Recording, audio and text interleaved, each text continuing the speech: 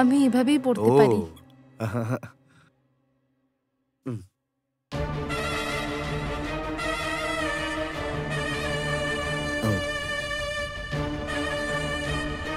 দেখো শ্রীতম, আজকে আমি কতটা খুশি তুমি কি জানো? এই বিয়ের জন্য তোমার রাজি হওয়া আর তোমার সিঁথিতে আমার সিঁদুর দেওয়া, এগুলো আমি কোনোদিন ভুলতে পারবো না। পরবর্তী গোটা জীবনটা আমি তোমার সাথে খুব আনন্দ করে বাঁচতে চাই শ্রীতমা।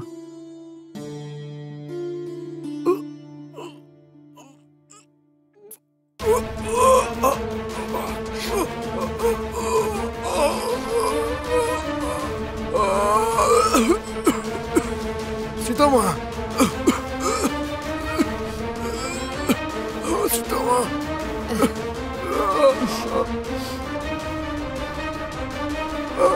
শ্রীতমা,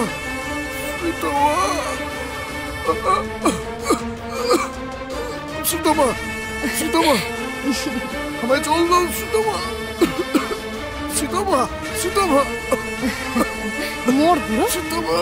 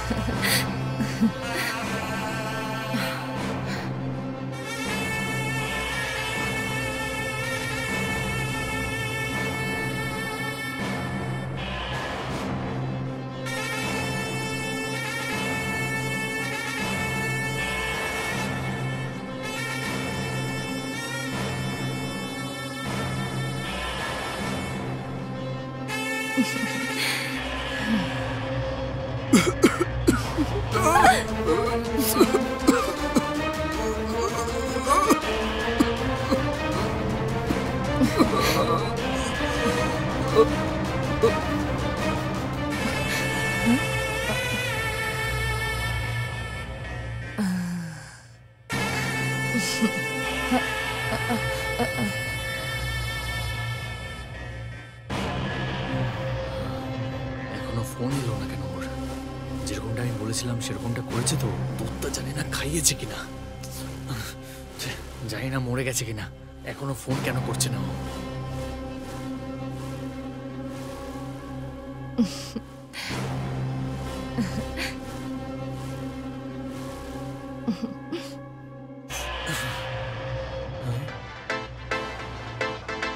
বলো কি হয়েছে? প্রথমে আমি যে দুধ খাওয়ালাম, হ্যাঁ, হঠাৎ করে শ্বাস টেনে শুয়ে পড়ে, আর তারপর জোরে জোরে শ্বাস নিতে নিতে নিতে শ্বাস নিতে নিতেই মরে গেল। সুপার শ্রীতমা, তুমি তো দারুণ কাজ করেছো। এবার ঠিক আছে। কোম্পানিতে কাজ করে এমন কারো নাম্বার আছে কি তোমার কাছে? হ্যাঁ, আমার কাছে ম্যানেজার নিশার নাম্বার আছে। ঠিক আছে, ওকে ফোন করে এই খবরটা দিয়ে দাও। শুধু এটাই বলবে যে স্যার মরে গেছে, ঠিক আছে তো? বাকি অ্যাম্বুলেন্সের কাজটা ও দেখে নেবে। অ্যাম্বুলেন্সের লোকেরা যখন চেক করে নেবে নিজে থেকেই ওরা বলে দেবে যে এ মারা গেছে। ব্যাস। আমার উপর তো কেউ সন্দেহ করবে না, না? আরে তোমার উপর কেউ সন্দেহ করবে না। এই বয়সে হার্ট অ্যাটাকে মারা যাওয়াটা সবাই স্বাভাবিকই ভাববে। তোমার উপর তো কেউ সন্দেহ করবে না। আর তুমিও একটু কান্নাকাটি নাটক করে দেবে। তুমি একদম টেনশন নিও না। আকাশ, আমার কিন্তু খুব ভয় করছে। যদি কেউ জানতে পেরে যায় তো আমার সব সম্মান চলে যাবে। তারপর তো আমি বাঁচতেও পারবো না। এই পাগল হয়ে গেছো নাকি তুমি? আমি তোমাকে বাঁচার কথা বলছি আর তুমি মরার কথা বলছো আমাকে। শুধু ভয় পেও না, তোমার উপর কেউ সন্দেহ করবে। যেরকমটা আমি বলছি সেরকমটাই করবে, ঠিক আছে? বুঝতে পেরেছো? ঠিক আছে।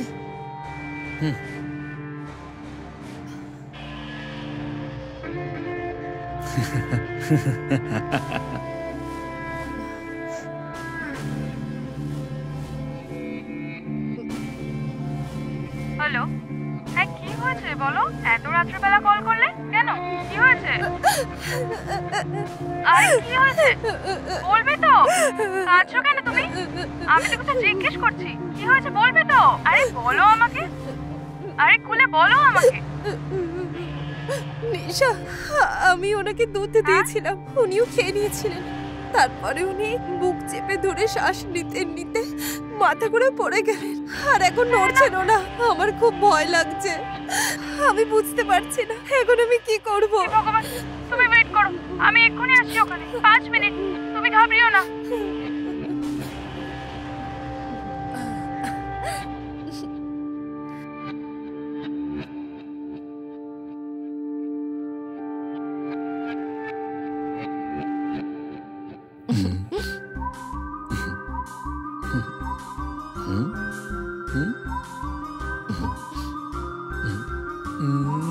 আ হুম।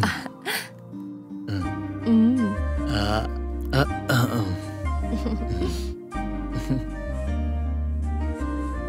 হুম। হুম। উম, হুম। হুম। আ, আ আ, আ হুম। উম, হুম। উম, উম, হুম। উম, হুম। উম, হুম। উম। হুম। আ, আরে হ্যাঁ? মনে হয় কেউ এসেছে। আ, হুম। দেখো কি এসছে, আমি ভেতরে যাচ্ছি।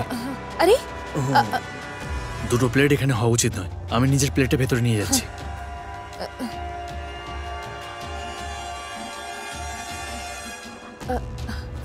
হাই নিশা, ভেতরে আসুন না। হুম। আমি খাচ্ছিলাম আসলে। ও এই ব্যাপার। আপনি খাবেন? আমি প্লেট নিয়ে আরে না আসতাম। না না না, ঠিক আছে, আমি এক্ষুনি খেয়ে এলাম। এখন তুমি কেমন আছো? স্যারকে ছাড়া অসুবিধা তো হচ্ছে, তাই না? ঠিক আছে, এরকম বলতেও পারবো না। খুব কষ্ট হচ্ছে, কিন্তু কি করতে পারি। আমি বলেছিলাম যে বিয়ে করবেন না, অনেক বয়স হয়ে গেছে আপনার। হঠাৎ করে বিয়ের পর যদি আপনার কিছু হয়ে যায় তাহলে আমি কি করব? আমি বলেছিলাম বিয়ে করতে হবে না। হুম। আরে বাপরে। দেখো না, বিয়ের পর দিনই আমাকে ছেড়ে চলে যাবে, এটা তো ভাবতেও পারিনি। আমি তো ভেঙে পড়েছি একদম। ঠিক আছে, ওরে কোনো বাবা, অসুবিধা নেই। বাবা, যেটা কি হয়ে গেছে সেটা নাটক হয়ে গেছে। করছে। যেটা হওয়ার সেটা কেউ থামাতে পারবে না।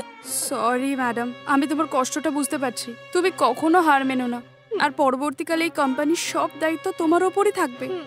ওকে? ওকে। দেখো ম্যাডাম, তুমি নিশ্চিন্তে থাকো। যখন যেটা প্রয়োজন হবে আমাকে বলো, আমি অ্যারেঞ্জ করে দেবো। ঘরে তো কোনো কাজের লোকও নেই কাজ করার জন্য, সবকিছু তো নিজেই করো। আমি কি খুঁজে দেবো? ওসবের কি দরকার? আমি তো একাই আছি এখানে, নিজের দেখাশোনা আমি নিজেই করতে পারবো। ঠিক আছে, হুম। আমি আর কিছু বলবো না তোমাকে। নেক্সট উইকে একটা ইম্পর্টেন্ট মিটিং আছে। আমাদের কোম্পানির সমস্ত ক্লায়েন্ট কিন্তু সেদিন আসবে। সেটা বলে তোমার সাথে দেখা করতে চলে এলাম আমি। ঠিক আছে, তুমি খাবারটা খেয়ে আরাম করো, আমি আসছি। হুম। Bye madam. হুম।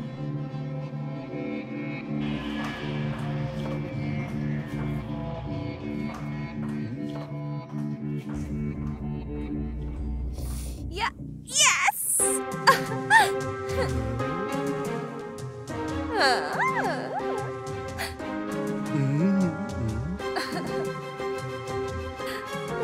আরে কি গো, তুমি তো নাটক খুব ভালো মতন পারো দেখছি। শুধু এভাবে মেনটেন করেছো এগুলো, ধীরে ধীরে আমাদের সব স্বপ্ন পূরণ হয়ে যাবে। হ্যাঁ?